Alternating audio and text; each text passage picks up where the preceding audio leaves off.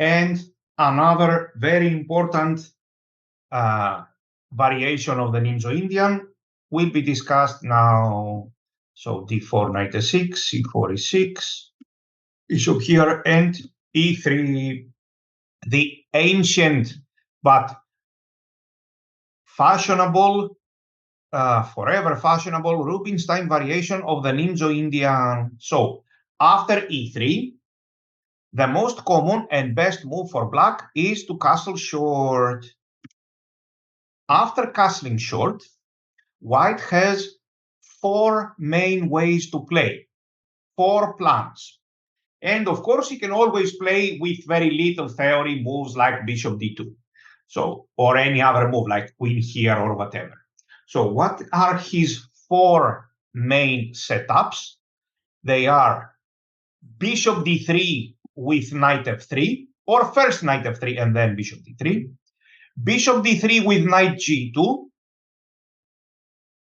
systems with a3 and bishop d3, and finally knight g2 without developing the bishop. So let me repeat them. Bishop d3 with a3, bishop d3 with knight f3, bishop d3 with knight g2, and finally knight g2 immediately. So in the first part of the lecture, because the material is big, we will study two of them. So first we start with a setup with bishop d3 and knight f3. So bishop d3.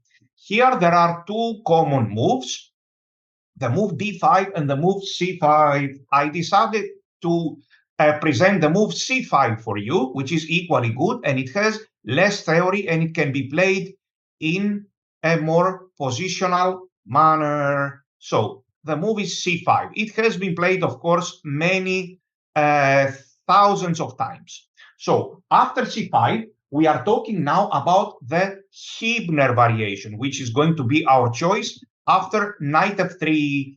Of course, white can all of a sudden change his mind and go to this variation, knight g2, or to this variation a3.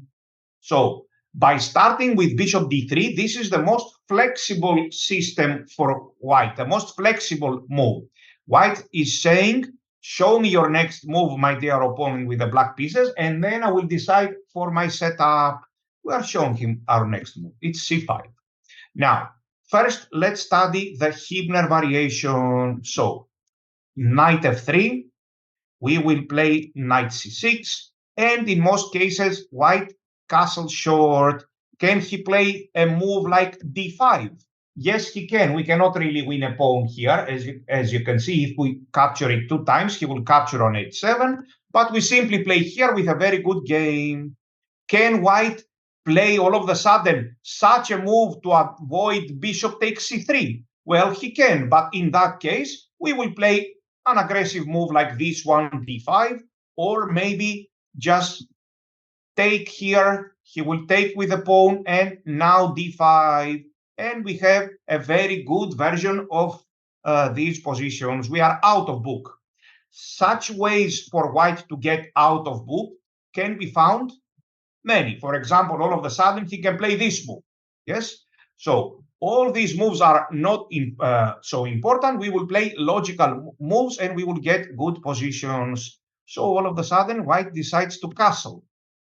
And now the most common move is d5 here, a good move, which is, however, quite demanding. It demands quite some knowledge. So my choice is equally good. Bishop takes c3, b takes c3. Remember, we can take on c3 when we see the knight on f3. Sooner or later, we can take on c3.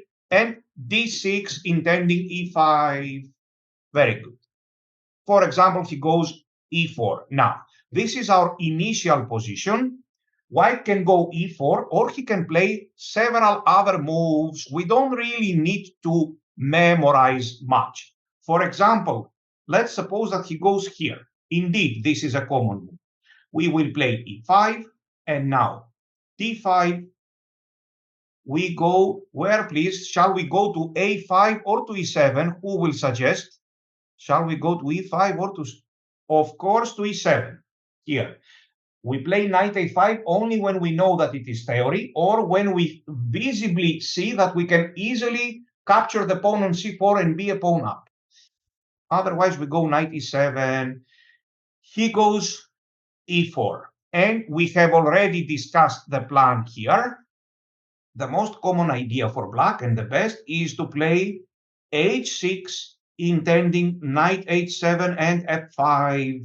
Let me repeat that we cannot do without h6. For example, one may say, why to lose a tempo with h6? Why don't we just go here and then f5? Because anyway, we are going to need this h6. For example, he plays such a move, and look now, if we play this move, it's a mistake. He will take it, and he will go knight g5, and now he wants to take this bishop and go to e6. So this h6 is absolutely necessary in order to play h5, f5. So here. By the way, h6.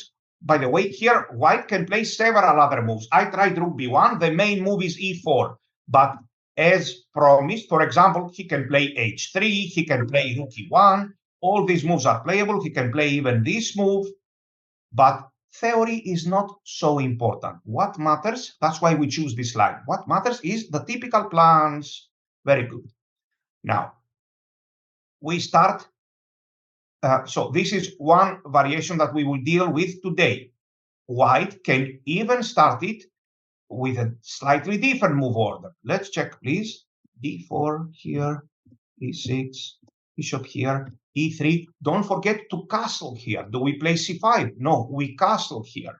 We also want to see, it's very important to castle. c5 is a different variation. We castle, and we want to see his next move. So another playable move in the same style is knight f3. Now we are almost certain that after knight f3, his next move is going to be bishop d3. So here we will play c5. Yes, when I see knight f3, a playable move is also bishop takes c3 check. This has been played by several grandmasters. It is similar to c5 by several grandmasters, including Vasily Ivanchuk, for example, and by Nimzovich himself. So indeed, this is very interesting, and d6, but our main choice will be c5. So sooner or later, he will play bishop d3 and he will transpose. Should white play a3 here? No, this would have been a big mistake. He is a clear tempo down now. We will happily take it and play a move like d6. For example, he goes here and knight c6. In the Hibner, we were taking on c3 by ourselves, and now he has even lost the tempo. And not only that, the a3 move is also weakening some squares, as we saw in the typical plans of the Nimzo Indian on day 1. So here, and next move is e5. Let's check, please, some typical ideas. So bishop d3, we play knight c6 first. He castles, and we take on c3, we play d6. The most common move is e4. If he plays knight d2, we can play b6, we can play e5. All these moves are very good. b6 is another useful waiting move, this b6. We are just slowly strengthening our position. Don't be afraid to play such moves because the position is very quiet. Nothing much is going on. So useful moves like b6 and e5 are very good. e4, we play e5. He goes d5 usually. What is happening after this move? After this move, we will take it. And now we can clearly see that the path to this pawn on c4 has opened. This is an easy move to make for the future, and this knight can go to a5 at a good moment, and also this knight can go here at a good moment. So generally, taking on c5 is not a good idea.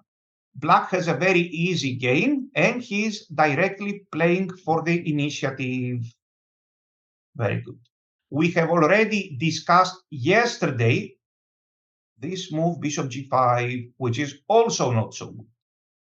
Here. Who remembers, please, what to play with black here? who remembers or who can think? Very good. The best move is to just take here and play bishop g4. E takes d4 is also quite interesting. Look, this move. For example, he tries to win the pawn back. It won't be so easy. I play h6. Now, if he takes on f6, he is never going to take the pawn back. So he goes here, and I will happily play this move. Look, impossible to gain the pawn back. For example, here we will take it, and now I can even play this move g5 with very nice play for black. One extra pawn is important. So the move that we expect him to play is d5. We go knight e7, and our plan is h6, knight h7. First, we will see some games, couple of games where white doesn't play the best plan, and then we will see several ideas with the best plan, several games with the best plan. So here we go. This is one of my games played in the past. My rating is a bit less than 2,500. This 2495 in particular. This game was played in 1996, a century ago. My opponent is a player with a rating of 2,300. So let's see. This was played in the Greek League in 1996. So e3. Here you will see the move c5. No, this will not. This is what I was playing at that time, but this is not going to be our move order. Our move order is going to be castle first. For example, knight f3 or bishop d3 first and then knight f3. So c5 and knight c6, and only now I take it, and I play d6 and e5 on the next move, no matter what. Okay, but in this game, I played c5 and knight c6, and I took here immediately. He takes and d6. So he castled, and I played e5 immediately. Of course, I can also castle. I played d5, played this, knight e7, and he played knight d2. Very good. And I castled. My plan now is to move this knight from f6 and play f5. He played f4. This is an important move to remember, but it's a bad move. If he had played e4, now listen, please. The move knight g6 looks good, but it's not very good. It is playable. The plan after knight g6 is to force him to play g3. And so we put our bishop here. Look, we put our bishop here. We control the situation. And then we want to go back knight e7 and play f5. Yes, but this is time consuming. Like here, we want to play h6 and go knight h7 and go knight e7 and then play f5 again. It's a little bit slow.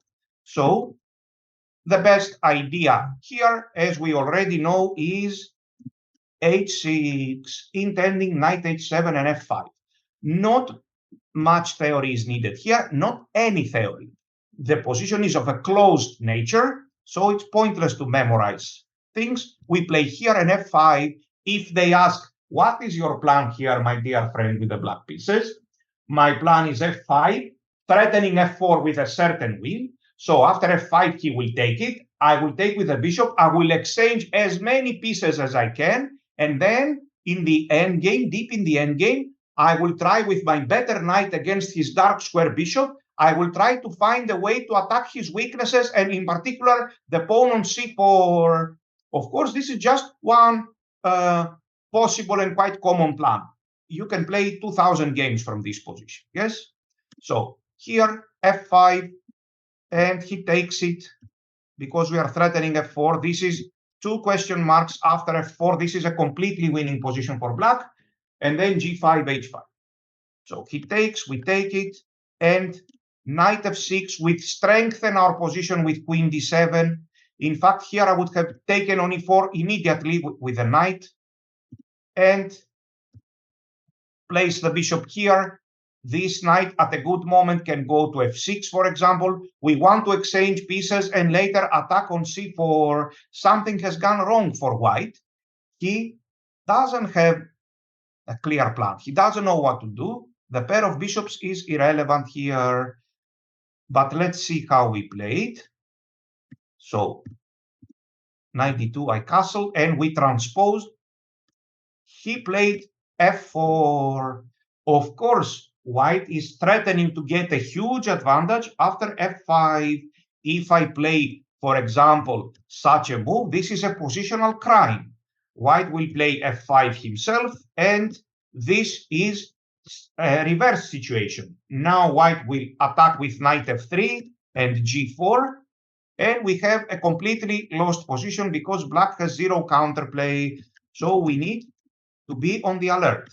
After f4, which is a bad move, we take it. He takes with a pawn. And here it is very important to keep the blockade on the light squares. If it were white to move, he would have played f5 again, opening up the bishop from c1. This is very important. But black can keep the blockade on the light squares. I played bishop f5. I want to keep the blockade at all costs. Indeed, after taking, white would very much wish to be able to play g4, and when I move my knight, f5. But if g4, I go to e3, unfortunately. If here, I go to e3, and I win.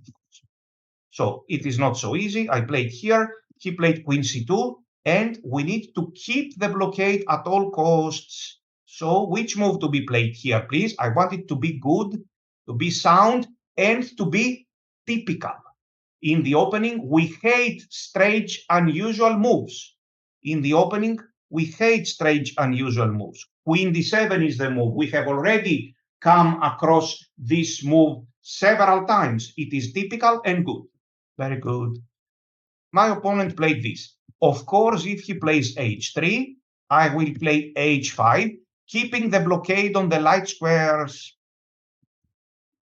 My opponent played knight f3, and after some calculation, I played this move, and he played bishop d2. Now look at this nice idea. What if he goes knight h4, hoping to lift the blockade?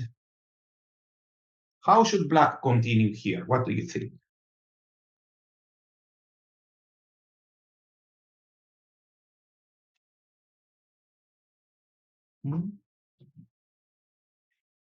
You have found it. The correct move is g6. And this is what I was intending to play. And if he takes, look, I take with a knight. I'm telling him, if you want to double my pawns, then you have to part with your bishop. And here h5, of course. And if he takes it, I will take with the queen. And look, this is, of course, a completely winning position for black, because the c4 pawn will soon drop, and because white's bishop is worth like a pawn, as much as a pawn. Very good. Let's see what happened in this nice blockading game. So he played this. I brought my rook. He played bishop d2. I took here, and I played queen f5, intending to block everything. He played this, which is a clever little move, and I changed my mind. I played here. He played queen d3 again. And I didn't repeat moves, of course. I played knight f5. Here, I took it, and g6 to strengthen my position. My plan is to exchange the rooks, maybe even the knights, and to leave him with the bad dark square bishop. He played here h5, of course. He played bishop here, rook e8. By the way, look, let's suppose he plays here. Yes, of course, I can play h4, but you know, allowing him to play g4 can also be refuted in a tactical manner. Yes, for example, this move is, of course, I can play h4, but this move is probably good. So we will calculate. We don't blindly play, he wants to play g4, I play h4, I stop. No, no, no. We calculate to see whether our opponent's threat is real. For example, he plays this, we take it, we play knight h4. So now black is still much better here, much better. But for example, next move can be queen e4. So we are still much better, but it doesn't have to do with these blockading knights now. Possibly I would have played h4, however. So he played something like this. I exchanged the pieces. I took the open file and I found this little tactic threatening knight e4. This is very easy when you have nice attacking pieces. And I calculated this simple tactic and I won this pawn on c4. We played this position, this endgame for a while. And I managed to win this endgame. I won a second pawn. Then I gave it back to get a better position with my king, and I won. Let us check now a great game, the game between Najdorf and Hibner in the Hibner variation. White's rating is 2560, and Black's rating is 2590. Hibner has a rating of 2590. This doesn't look like a tremendously high rating. In fact, the game was played in 1971. So for that time, the rating is huge. Now, although this game in our line here, we castle fast, yes? So theoretically, one may say we cannot get to this position because here, as you will see, black castles long. However, first of all, this is anyway necessary to gain a better knowledge and understanding of the position. And additionally, as we will see, but tomorrow, we can in fact get to this position in this move order here, where, for example, we can take on c3 immediately or choose this move. And look, after this, I take on c3, I play c5, I postpone castling. Look, I postpone castling here. There is nothing wrong with castling, but this is more flexible. I don't show where I will put my king yet. So in this move order, we can even get the position from this game. So we don't mind that here they played this c5, which was very popular in the past. So he takes here, he plays d6, e4, e5, and knight e7, of course, not knight a5. And here, white plays g3. His plan is to do such things here and put the knight on e3, later play f4. White has his own plans. So black played h6, and he played g5 and knight g2. Black's idea now is amazing. Black wants to play long castling. This is very well known. And if he can, to play king b8 and bishop c8 and protect everything. But in order to do that, he needs some tempi. He needs to attack with tempo. So here, queen b3, and he played this move. He is threatening castles and long castle. Now, if it was black to move, he will play this move. This is an important move. In order to play bishop c8, for example, if white plays rook e1 to unpin his knight, then king b8 is coming, and here bishop c8. In fact, in this position, black is better because he will start slowly attacking against white's king here, and we slowly start an attack. Let's see what happened in this very instructive game. So he played rook b1. Now king b8 is not possible and bishop c8.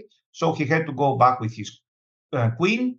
And f3, the plan is the same. However, king b1 here, and he's ready for bishop c8. He protected his queen side, his king, and now black slowly wants to attack. He plays such moves, and knight e8, possibly preparing f5. Now he changes his plan. he plays this. Look how skillful he plays. He wants to go knight g7, force the move g4, and then open up the position with h5. You see, it's only about plans now. Yes, these great players are playing these amazing positional plans. And here, Black did something really magnificent, as you will see. That's why I'm showing you this game. Look, Black started playing in front of his king. After he stabilized his position, he saw that White is playing without his bishop on f1, and the bishop on e3 is doing not much, but it can only be sacrificed on c5. So he estimated that without many pieces taking part in the game, Black's king is not in danger. And look what he did. He played this. Now he wants to take on a5. He saw in this unique, amazing, and very unusual game, he saw that there is no real attack, so he wants to exchange the pieces. He takes with a knight, and he protects everything, and he attacks. If they exchange now all the pieces, Black is completely winning, all the heavy pieces, because of this passed pawn. So this weakness in the endgame will become a tremendous force. His plan is to attack if he can, and if possible, to even exchange the pieces. He started exchanging. Look, he took everything, and this is just completely winning. He won this pawn, and Black resigned, White resigned here. So a very effective game, a very effective plan. One may ask, but how is it possible? How did he lose? Why do they even enter with the white pieces in the Hibner variation? You will see. Now we are studying how the line has evolved, but we are watching games where Black played very well. If Black plays less good moves, he will come under a strong attack. Very, very good. So let's check now one game. I believe we have enough time to check it. So this is the game, famous game by Nimzowitsch on the light squares. We will see it without many comments. So here, castles, here, c5. This endgame is the game Joner-Nimzowitsch, which was played in 1926. Nimzowitsch was very strong, really very strong against weak opposition, but he was much less effective against strong players of his time. So here, and he played the Hibner variation of the Nimzo India. d6 and b6, useful waiting moves, strengthening his position. Knight b3 does not appear to be good. The knight doesn't do much here. And Black played e5, and White played f4. For example, if White plays such a move, how to continue, please? What do you think?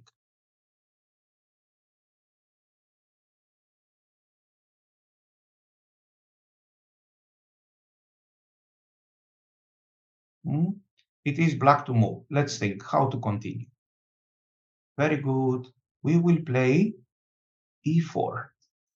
This is some kind of light square bishop. The ideal light square bishop is with a bishop on g2.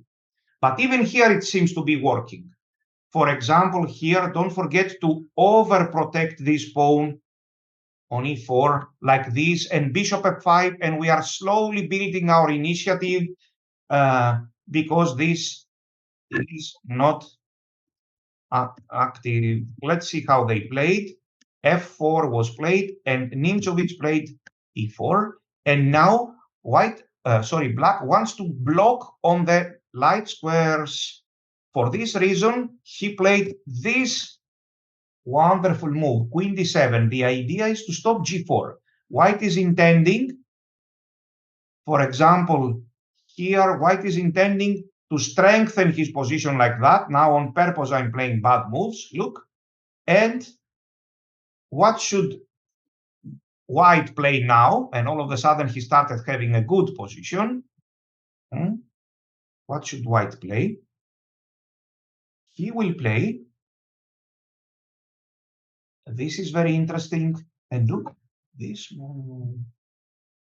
The bishop has a very nice path to go here or here and f5. Yes. So it is important to prevent this move. Let's see how they played. Queen d7, h3, knight d7. And now, if here there were some tactics involving this h5, let's not waste too much time. So h5, black managed to block the light squares. He played queen f5, and just a second, please.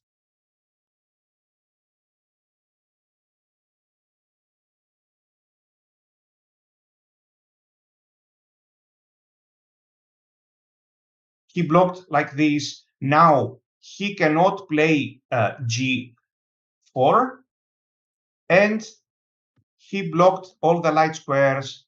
Black's plan is to either make a combination with knight g4 or to go for g5. You will see the rest of the game by yourself. It will be, of course, included.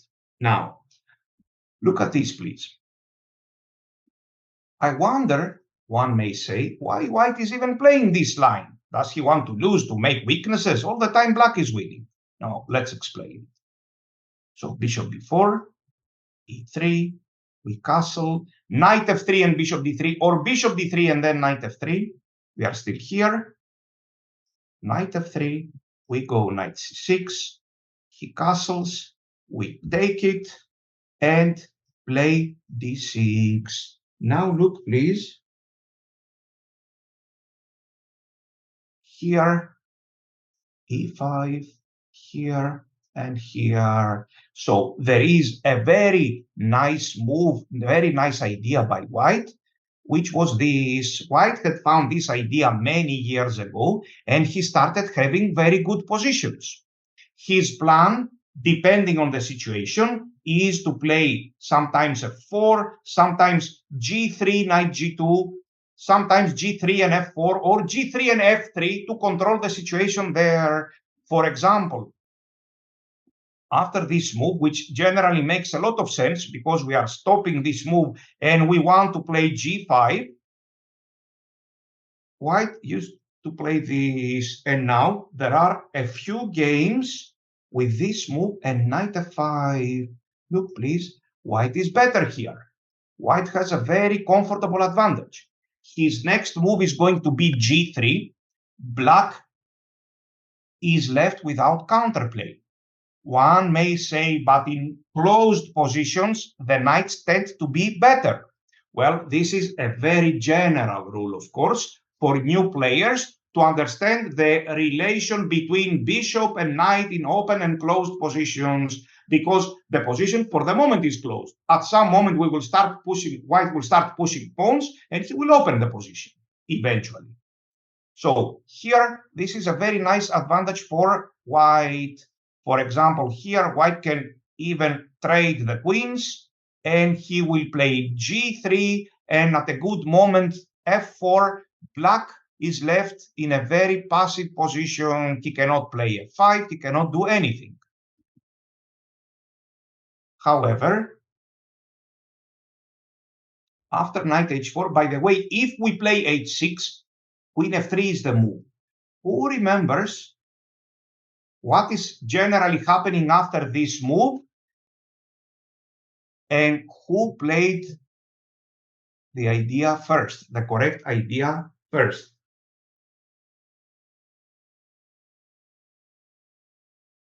So,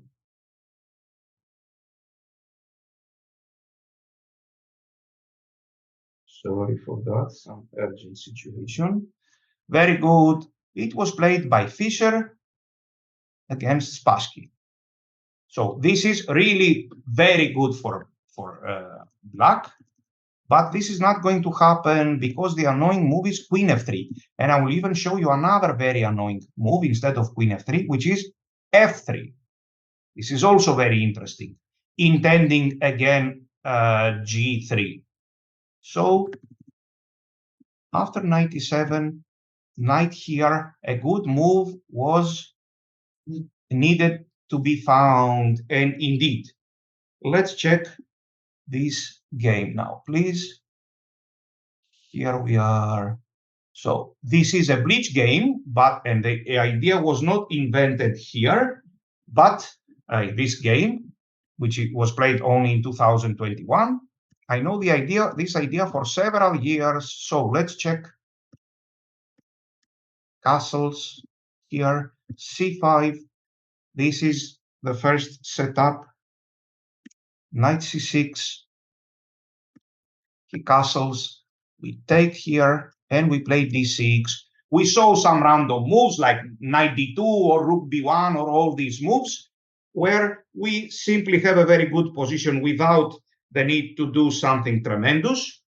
And now we will see this line e4, e5, d5, knight e7, knight here. And so the best move for black is something like Fischer's move. Knight g5, knight g6 immediately. Let's see what is happening here. And this is exactly what I want you to play. In this game, black, white took on g6. How about this move, bishop here? After this move, the typical idea is h6. And now black is, let's say, at least equal. For example, he takes it, intermediate move, we take here. And what do you think white should play here, please? Should he take on f6 or should he go back? What do you think?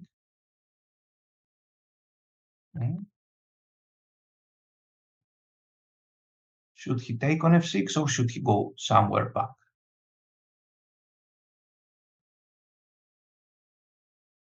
The answer is that white must take here. White must understand that he is running the risk to have a much worse dark square bishop, and that's why he must take here. After taking here, at least white is safe with his pawn. He's never going to lose this pawn.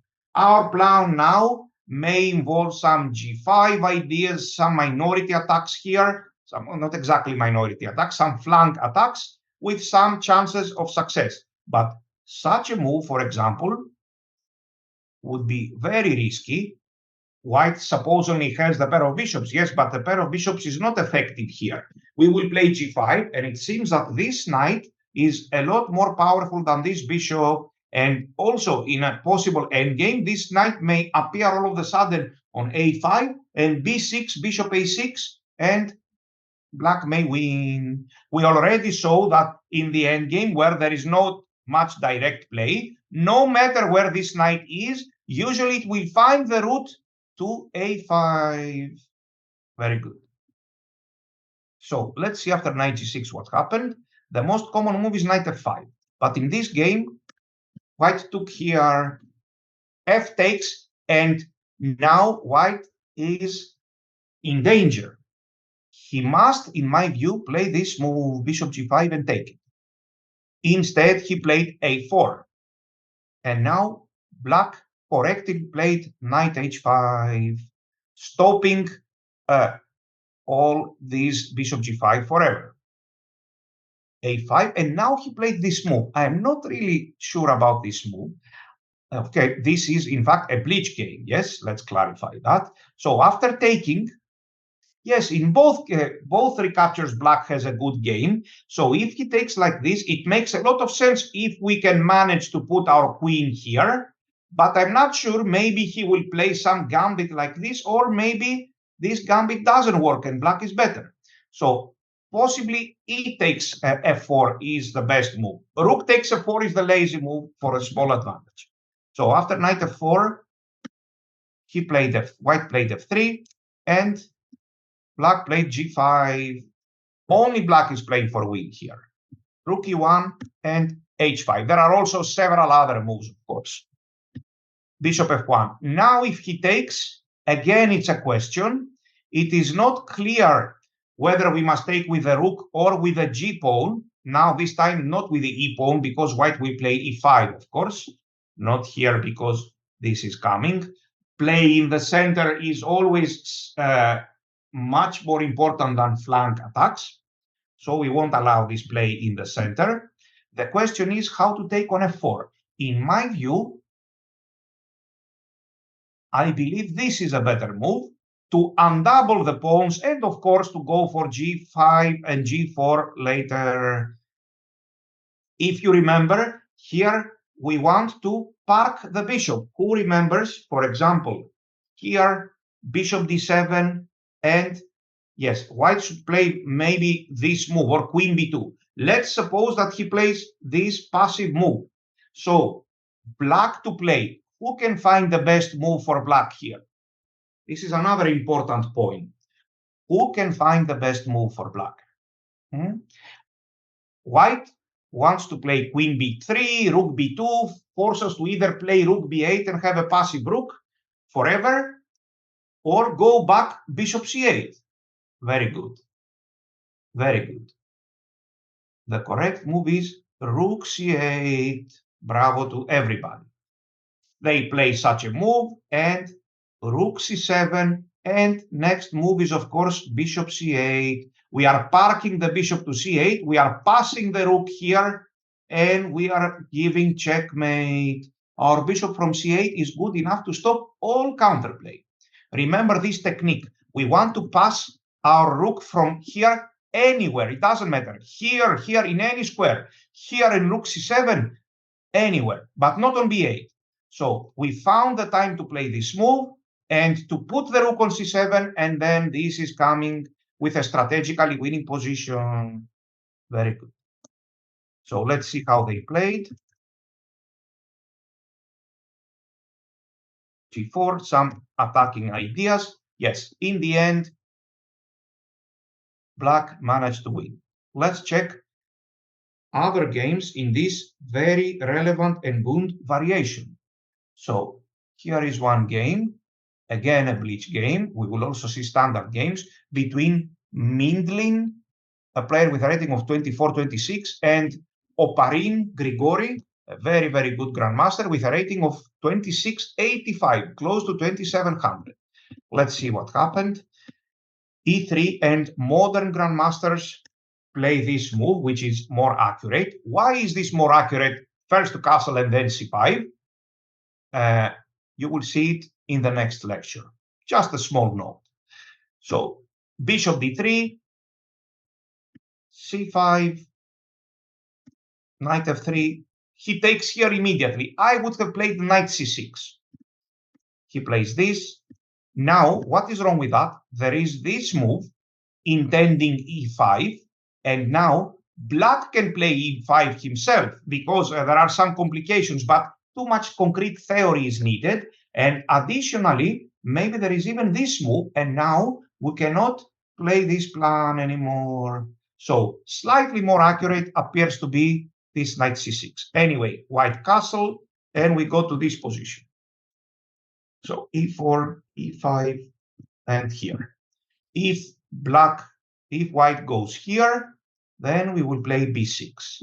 And here, h6 is a useful move, and a position of closed nature. Soon we will force him with such moves to play d5, and then we will go knight d7. So all kinds of unimportant plans are also there for white. The important plan is this, here, and knight h4. This is what your opponents will play. If they play, for example, knight here, then we know what to do. Who will remind us very fast, please, what to do here? h6, here, and f5, very good. So knight h4, and this move immediately, and white played knight f5. This was considered to be very good, but when the computers got stronger, they found this move. This move was maybe even found earlier as well, but it couldn't be properly estimated and evaluated. So this is, in fact, a very powerful move. And bishop c2. What is happening if he takes? Let me show you, please, that if he takes, a very brief comment. If he takes, just a second, let's go to this theory session. So just a second to show you the exact moves because they are really fascinating. So here we play knight f4, and if he takes it, black is better immediately with some amazing computer moves. We take here, and for example, here, look at this move. G5, black is much better. On the next move, he will take the knight. For example, H4, now we take the knight. And here it is. We take the knight. And after this, H6 is very good. And our plan is 97. As far as I remember, if I'm not mistaken, also this is very good. Intending after this to take and put the knight on e5, proudly on e5. So we are not afraid of anyone here. Knight here, knight f5. Yes, or takes f3, knight h5. Just to avoid all trouble. Rook f7. Here, look, I'm bringing the rooks. And if necessary, I will play bishop c8. Should I worry for this move? No, not at all. This never works. We play knight f4. Nobody can win this bishop on h3. It's simply impossible. So knight here, knight f4. He cannot take here. He has to play other moves. Let's go back to this game that we were studying. Several games in this critical line. This is the critical line. All the other lines are easy, very easy for black. So here, knight g6, knight here, bishop c2, and look, g6 is the wonderful idea. He played check. You will see games also with knight e3. What is happening in case of knight e3? As you will see, our plans are this move, intending g5 with a very strong attack and rook g8 very often. Sometimes we even do this. Here, and we prepare the move f5. Black has very good play. Let's check what happened. He gave this check, king g7 and g3. This is some kind of analysis, but like very easy to learn. Check and knight g8. One thing is what you need to remember forever. Our knight is not in danger on h3. It can never be lost.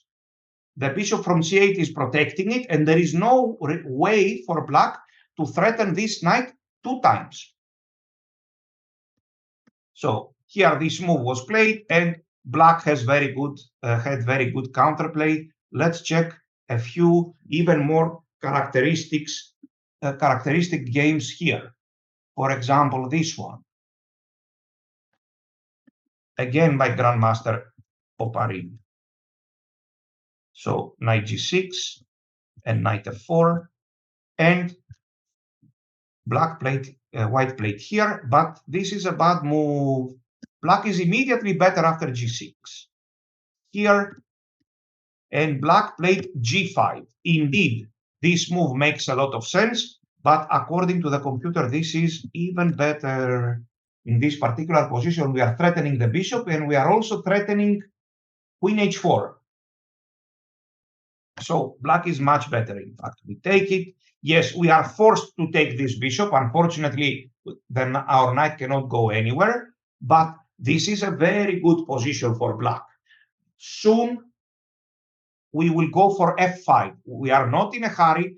Actually, not soon. We will play many moves like this, bishop d7, maybe f6 first, organize the position very well, and then we will go for f5 after several moves. Look at white's pawn structure.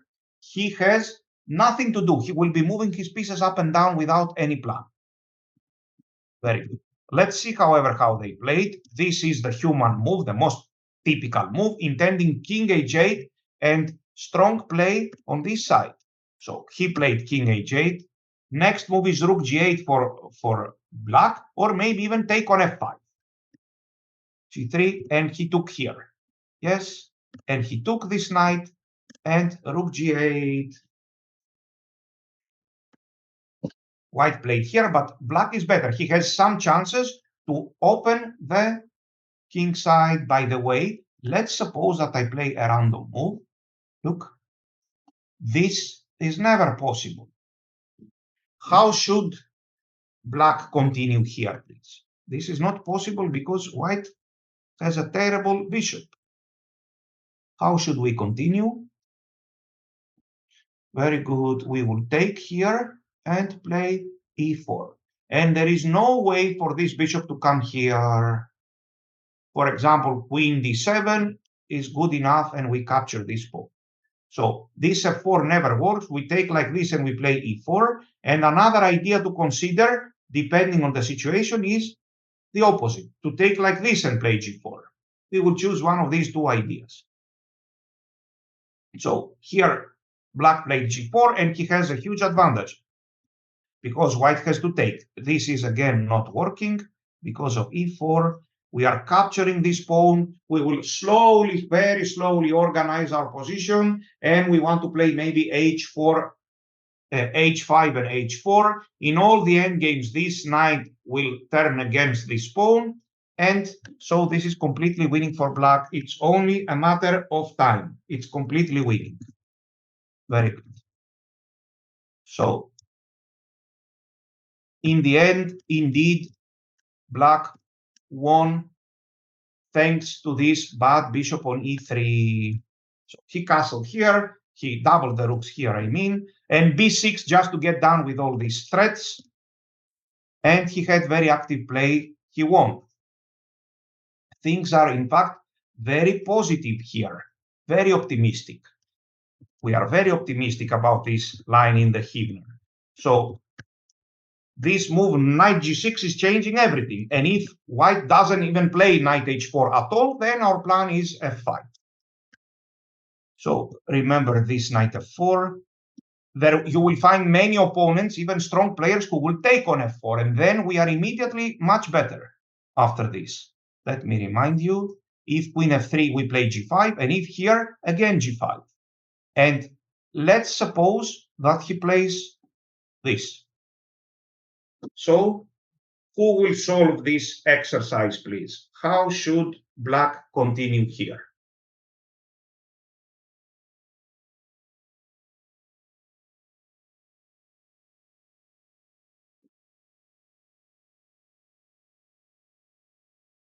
Very good. We have some correct answers. Actually, two solutions are suggested, and the way I see it, they are both correct. One simple solution is this one, followed by knight d7. Very good. And another very interesting solution is knight g4. And first we will establish this knight here, because this one cannot go anywhere. And then we will, for example, here, f3. I'm not even in a hurry to capture this knight because it has nowhere to go, this knight from f5. If it threatens to go somewhere, I will capture it. And black here is much better. We will soon take this and go for g4. Very good. Let's see how they played. So bishop c2, g6, knight e3, and black played this move. The idea of this move is usually to go knight back to g7 and prepare the move f5. But who remembers the other typical idea? How to start with the other typical idea? The idea is g5 or even king h8 intending g5. Very good. If he goes f3, we continue like this, and g5 soon, very soon. Can I play g5 here? The answer is yes. I can also play g5. We are gathering energy, and whenever we see this, we put our knight there forever. h5, stopping g4. Here is an example that I created. For example, I try this, hoping for queen h6, because here white doesn't really have a plan. He cannot play f4, he creates too many weaknesses. He cannot play g4 because, again, too many weaknesses, and our knight from h3 can go to f4 later. So he doesn't really have a plan. and I was trying to find some ideas for white. But this move is strong, protecting us from queen h6 check, and our plan is to slowly bring our pieces, possibly here in h4. Let me give an example here, and let me also bring this rook here, because now I'm happily putting my bishop here on c8, and he doesn't really know what to do. Our plan is to play g5, or to play this, for example, here, and knight f4, and then let's say slowly prepare the move f5. If I see that everything is completely blocked, look, here don't mind, yes, here white can play this, but I'm talking mainly strategically. Look what happens now. If we see that everything is completely blocked, then we will start playing on the queen side. Hibner did it, we can do it too. We will slowly organize the move b6. Yes, even this is possible. Very good. Let's see how this game was played now. Very fast. Of course, you will study these games again by yourself. Yes, some counter chances, and black won. We will see a couple of more games. So let's see this game, which I like very much, between, this is a standard game between Grandmaster Erwin Lamy and Mikhail Antipov, Grandmaster Mikhail Antipov.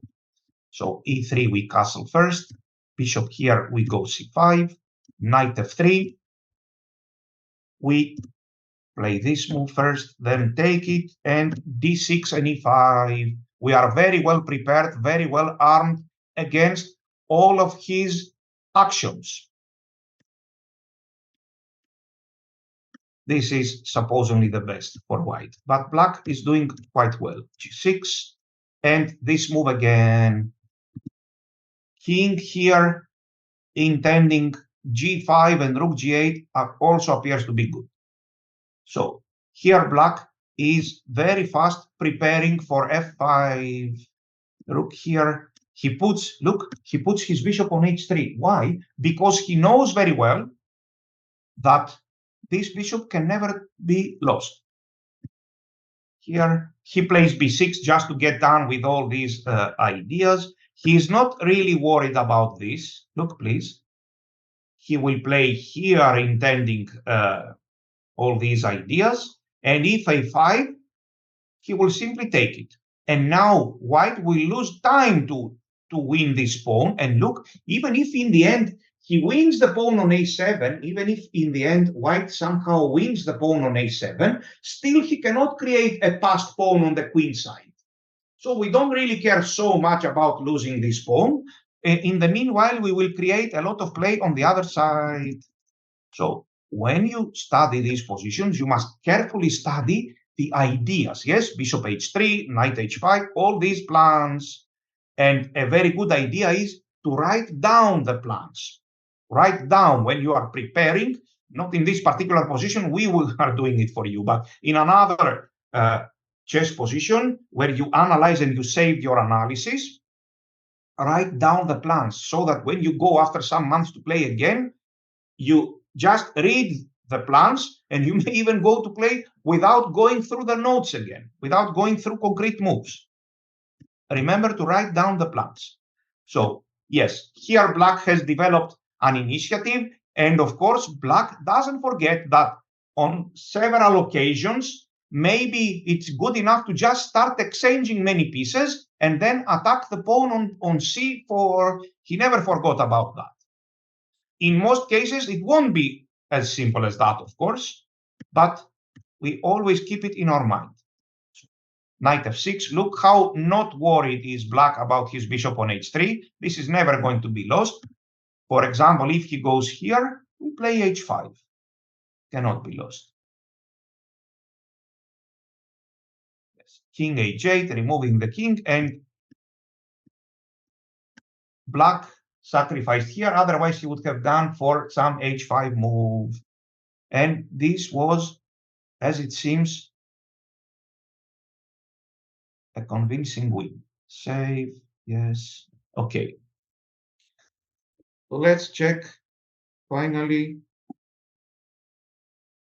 one or two more games here.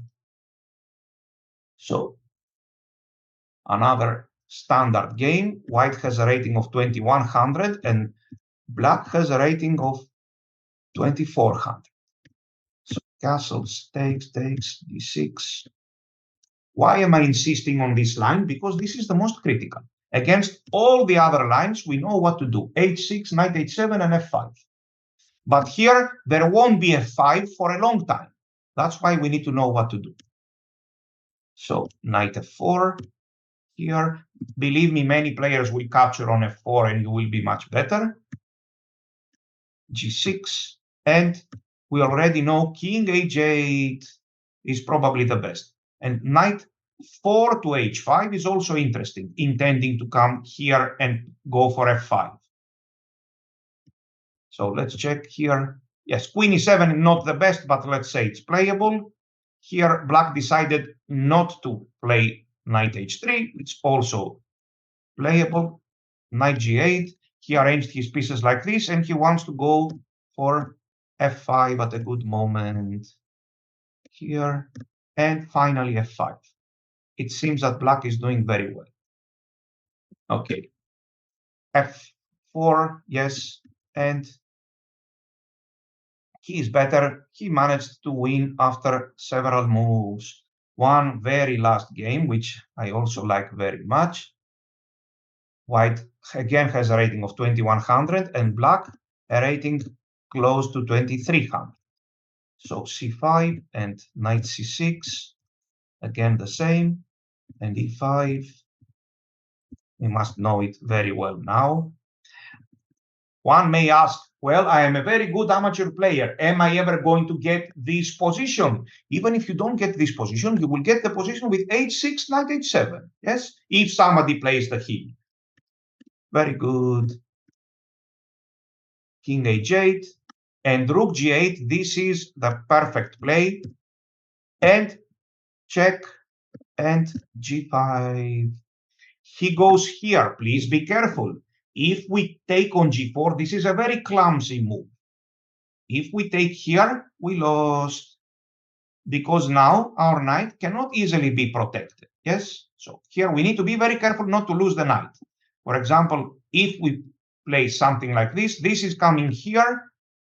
If I go here, he takes on g4. This is coming here, and this is coming here. It won't be so easy. I will start all the sacrifices. So it's better to avoid it. And indeed, he played h5 here, and he played this move. Black's idea is to go for f5, of course, which he did. And look, queen h3. We may even consider exchanging the queens. This move is also quite interesting. It has to be considered. And for example, here, and a move like this one, our plan is to bring our king here and to g6. This is a nice square for the king. And then we can free our knight. And we are ready for the complications if in case he tries this. And in the end, we always have this in our mind, always this pawn in our mind after several moves. Very good. Okay. Finally, they exchanged. And the king, of course, went to g6.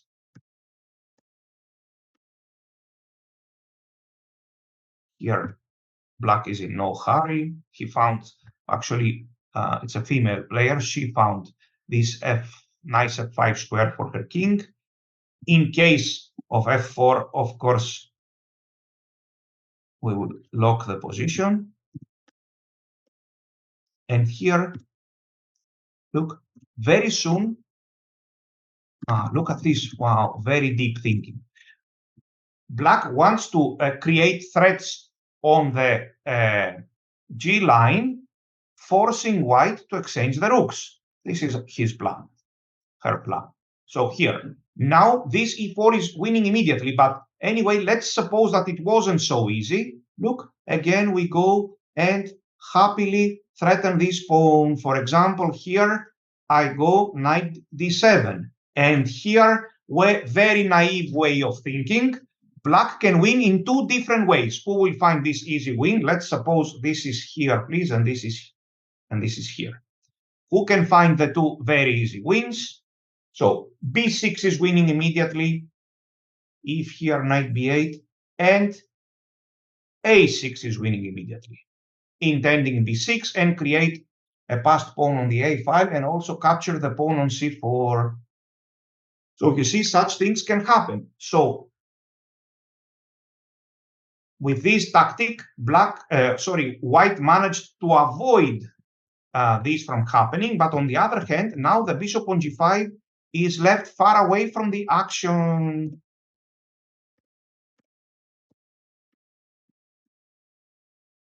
Okay. And here, black won. You must study this game very carefully because it is very good. So I believe we have seen enough about this line. And now let's go back here. So the other line that needs to be studied after castling and bishop d3 and c5 is, of course, this move knight g2. This is the move that I am advocating for white. It's playable, of course. All of these moves are playable. Yes, black is not better. There is a button. Knight g2, this is the move that I suggest for white here. And it is playable and interesting. So we must take here, he takes and play d5. And now it is important for white to capture on d5. Castling short is a mistake, a very common mistake. Here we take on c4, and this bishop is very misplaced on c4 when the knight is on, it's not always misplaced here. For example, this position is quite normal. This position, practice has shown that the bishop is very misplaced. We play knight c6, and we have a very good version of the isolated pawn. For example, here, h6, and here, bishop e7 with very good play for black. Or they play a3, and look, bishop d6. Look at this wonderful move. Bishop d6. Very nice move. White cannot play bishop g5 because of bishop takes h2 check. So he must play this first, and we also play h6, stopping bishop g5. And now our plan is knight d7. Something else to be said here about these positions. First of all, generally, we don't really mind giving up this bishop for a knight because this will guarantee very good control of the light squares. Here we have too many knights and we control the light squares very well. So we don't really mind giving up this bishop for a knight. And one other thing that needs to be said is that because white's knight is on e2 and it cannot go to e5, instead, quite often, instead of playing b6, bishop d7, which does make sense 100%, we can play this and bishop c6. Both b6, bishop b7, and bishop d7, bishop c6, they both will both cost 2 tempi. So it's the same. And for example, here, bishop c6. So our bishop on c6, our position is even more solid. And here we are doing very well. So all these lines, after castling, if white can play a fast d5, yes, we can. This is a very nice question. I had this question as a young player all the time. Can we play for win if white goes for a fast d5?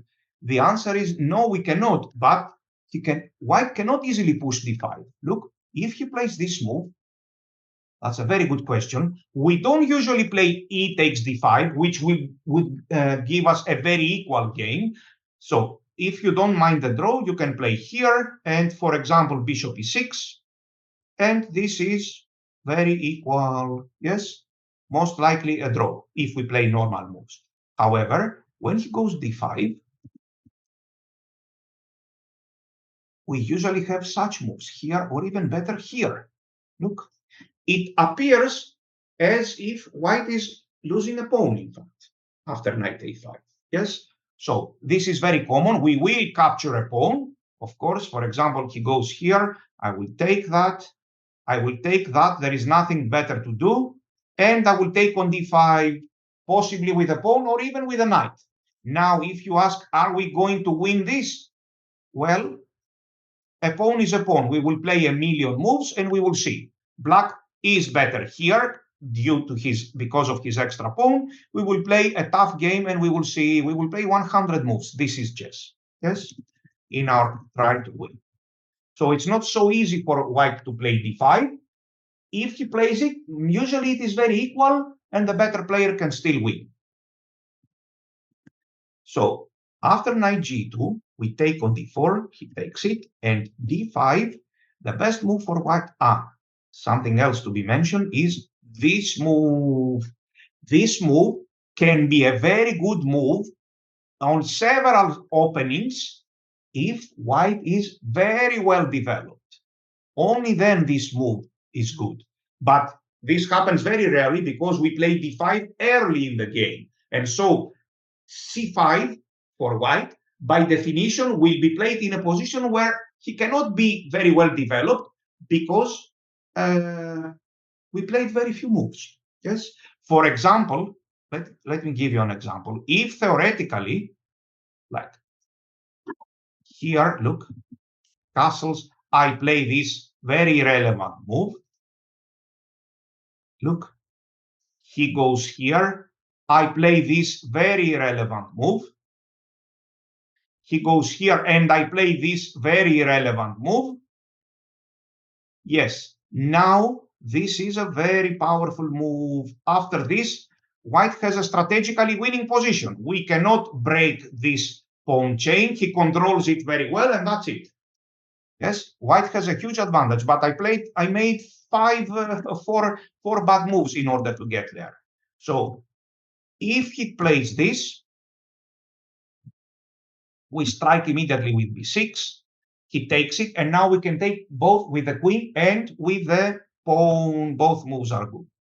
For example, takes and, or let's say queen takes, and he castles. I will be back in a minute. Please try to find in the meanwhile what black should play here.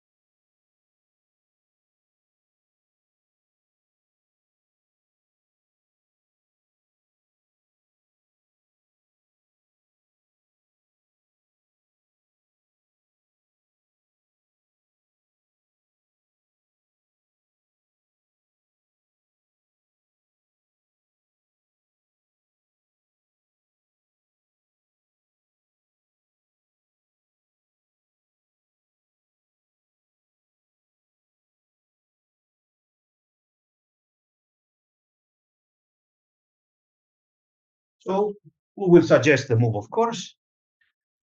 The move is bishop a6. It's important to play this move. We want to exchange the light square bishops. And even if he refuses the exchange and he plays here, now our bishop from a6 is very active. And this is a position where white has played a minority attack against himself. Imagine this position with a white pawn on c3. Instead of black playing b5, b4, bc3, knight takes c3 and reaching this position, white played c4, c5, c takes b6. He brought the pawn to us, and we reached again the same pawn structure. Black is better here.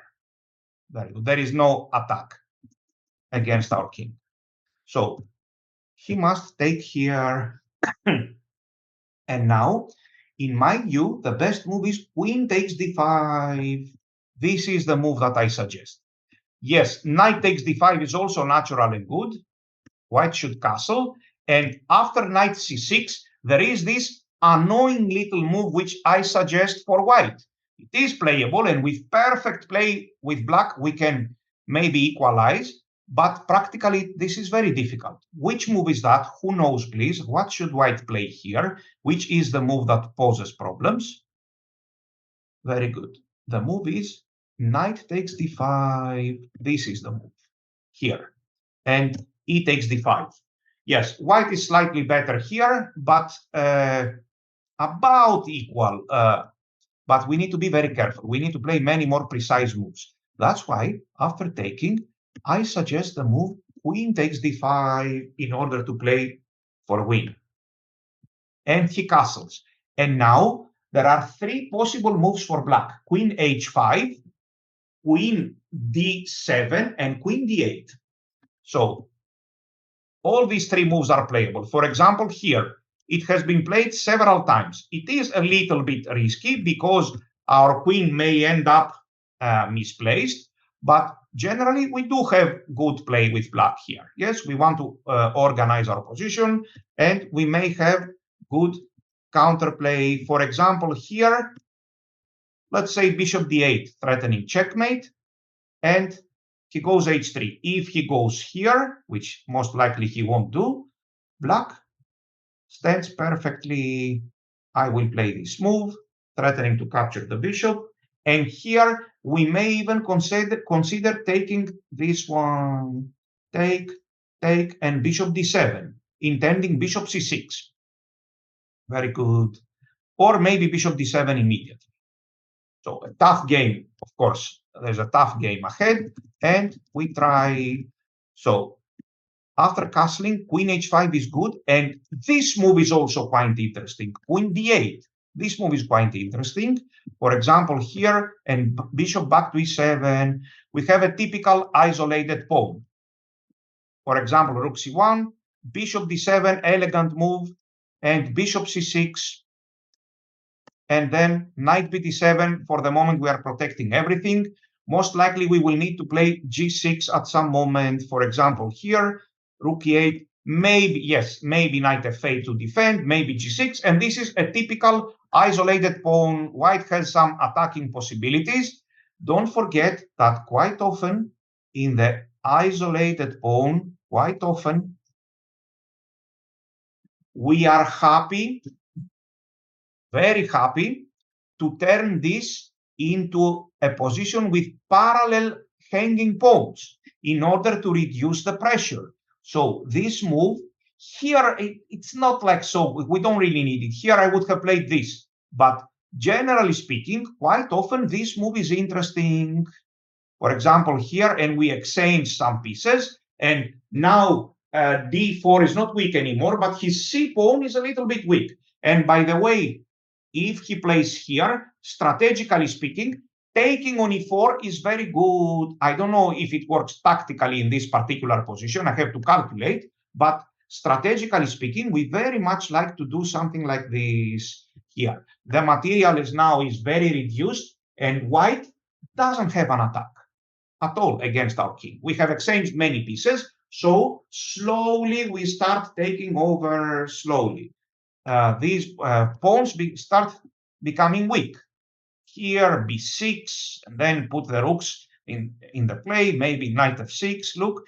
And if white doesn't do anything comparatively fast, then he starts having weaknesses. It's not that white is always better or draw. No. If white doesn't do anything with his initiative comparatively fast, then he may find himself in a difficult position. Let's check a few games here, please. So here we are. This is a game played several years ago in 1997 between two grandmasters, Dumitrache and Tolnai. So we castle and we play c5, and this move takes d5, he takes it, and he took with a knight. My preference is for queen takes d5. Here, castles, and then you will pick your move.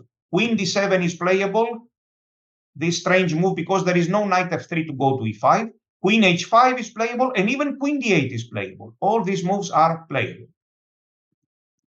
Here he took with a knight, castles, knight c6, and knight takes d5 is the most annoying move, but white played this. This move was played also in the game, and this position in the match several years ago between Kamsky with the white pieces and Anatoly Karpov with the black pieces. So the plan here is rook e8, intending g6, bishop f8. Queen d3 and g6. We will play bishop f8, bishop g7, and don't forget, taking on c3 at some moment can be very useful. So here, of course, we are threatening knight b4 and capture this bishop on c3. So he goes here, and this move would have been the best. And then at some moment, we may consider, I repeat, taking on c3. Very good. Let's check now a couple of more games very fast. Anyway, you will check these games again. So white has 2200 and black has 2400. Let's check. Sometimes you will see this move order, d5 first. Our move order will be more clear. First cd4 and then d5. So this is the same, in fact. And he took with a queen, castles, and he played this queen h5. Knight g3, but I don't really like it. Immediately, white goes to the defense after this. So knight e2 and h6, stopping bishop h5. It makes some sense here. Rook d8, and the isolated pawn, little by little, begins to be a weakness. Bishop b7, and he puts the rooks here. This is a very nice game about the isolated pawn. So he could consider taking on c3, but then he saw it's better to play it like this. And here, there was some, as it seems, deep calculation, trapping the knight on c7. Okay, and this position with perfect play is equal. You will see how black managed to win. Let's check a couple of more games. For example, this game, which is of very high level. So this game was played in the online Olympiad in 2021 with the black pieces. It's famous grandmaster Tabatabai. So e3, castles, bishop d3, c5, and d5, slightly different move order. And queen takes, he castles, queen h5. So here we can play knight c6. He played this move threatening checkmate. Look, knight f4. What to play here, please? We have already commented that in such positions, we don't really mind giving up our bishop to take a knight, because then we have one extra knight to control the light squares. So look what happened. We take here. Knight c6 threatening on d4, and also threatening knight b4 if he goes here. So knight b4, and knight takes here. And now we can play b6, or as we already know, we can play here. Now, if you ask, so will we win this position with the black pieces? We are only slightly better. Well, we owe, you feel it, that we owe to play 1 million moves here. Otherwise, what are we hoping for? Either lose or make a draw. No, we will be slightly better in a position like this, and we will play for several hours. Otherwise, why did we even come into the game to play? So we are forced, when we are better, we are forced to play. Bishop here, and knight e5, threatening to take this bishop here. A nice intermediate move, knight here. And finally he took, and he achieved his goals. Now black has a better endgame. a6 and rook d7. Yes, he has a better endgame. This move, h5, shows high level play. and black won this very, very high level, wonderful game. Save. Okay. So there is also, let's describe another line. Look at this, please.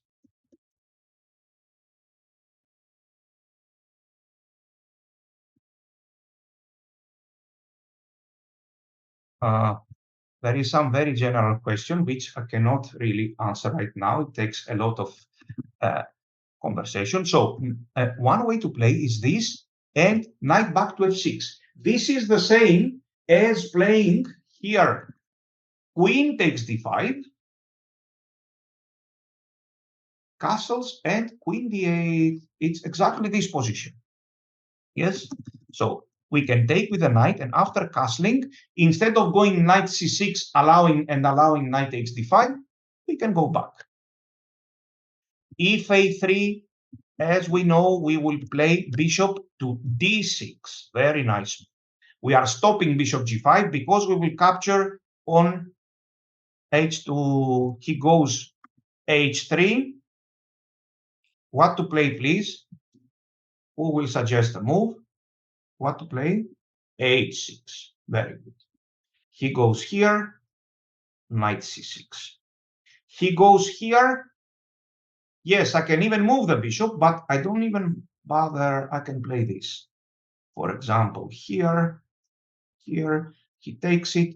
We take with the queen. We have controlled the situation very well, and we are directly fighting for the initiative. So this is another interesting isolated pawn to play. Bishop c2 is playable, intending queen, of course, queen d3. So we can play knight bd7, we can play knight c6, all the moves are playable.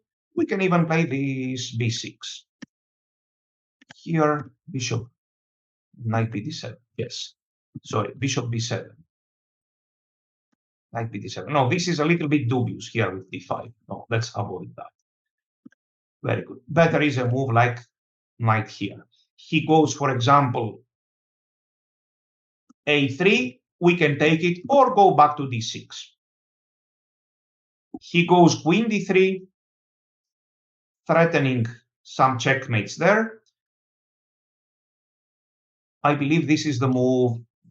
White cannot go bishop g5 because we will play knight b4. So he goes here, and now a move like b6. For example, here, g6, we are dealing with the threats. We are, for the moment, a bit under some pressure because he has the white pieces. He has played well. For example, here, rook e8. But if we see that we are in a lot of pressure, somehow, what will we do? We will start exchanging pieces, yes? Taking here, for example. Very good. So this line with bishop d3, knight g2, and queen takes d5, this is like very interesting. We have three possible moves without queen, queen h5, queen d7, queen d8. And so far, we have described in the first lecture of the E3 ninja, we have described after castling, which is our castling is our move, we have described two of the four possible systems, these together with knight f3 or knight f3 first and later bishop d3, and this with knight g2. I would say with the black pieces, the most annoying system is this. Why? Because it tends to be quite drawish, and when white is playing it, he does so in order not to risk much. So we will keep on playing some position with an isolated pawn for the opponent. I hope you liked the analysis and the positional explanations. We stop for now, and I will see you hopefully in half an hour when we will discuss the final variations of the E3 ninja. Thank you very much for attending. See you in half an hour.